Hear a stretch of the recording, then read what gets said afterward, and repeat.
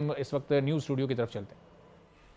अहम खबर शामिल करें, आपको बताएं पंजाब असेंबली में हुकूमती इत्तेहाद को बड़ा झटका। स्पीकर ने सुप्रीम कोर्ट के फैसले की रोशनी में हुकूमती इत्तेहाद को मिलने वाली खवातीन और अक़लियतों की मखसूस नशिस्तें मुअत्तल कर दी हैं। जी इस वक्त आपको बताएं कि इस मुतालिक मजीद क्या तफसीलात हैं, फातिमा शिराजी से जानते हैं।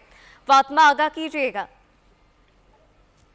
जी बिल्कुल, पंजाब असेंबली में हुकूमती इत्तेहाद को बड़ा झटका जो है वो मिला है। स्पीकर ने सुप्रीम कोर्ट के फैसले की रोशनी में हुकूमती इत्तेहाद को मिलने वाली खातीन और अक़लियती मखसूस नशिस्तें मुअत्तल कर दी हैं, जिसमें अपोजिशन रुकन ने सुप्रीम कोर्ट के फैसले की रोशनी में सुन्नी इत्तेहाद कौंसिल को मिलने वाली खातीन और अक़लियतों की मखसूस नशिस्तें मुस्लिम नून और दीगर जमातों को मिलने के खिलाफ सुप्रीम कोर्ट के फैसले का हवाला दिया था।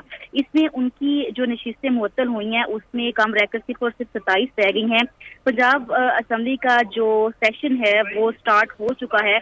मुअत्तल होने वाली जो अरकान हैं इसमें मकसूदा बीबी हैं, रुबीना नज़ीर हैं, सलमा ज़ाहिर हैं, कंवल नुमान हैं। इसमें मुख्तलिफ किस्म की पार्टीज IPP की भी शामिल हैं और मारिया तलाल, ताशीन फवाद, आबदा बशीर, सादिया मुजफ्फर, फायजा मोमोना, आमरा खान, समिया अता, राहत अफजा, रुखसाना शफीक शामिल हैं। और इसमें जो सैयदा समरीन ताज का ताल्लुक मुस्लिम लीग काफ से है, जबकि रुबीना नज़ीर और अक़लियती रुकन बस्तो जी का ताल्लुक IPP से है। स्पीकर पंजाब असेंबली ने अपोजिशन रुकन राना आफ्ताब का मखसूस नशिस्तों पर पॉइंट ऑफ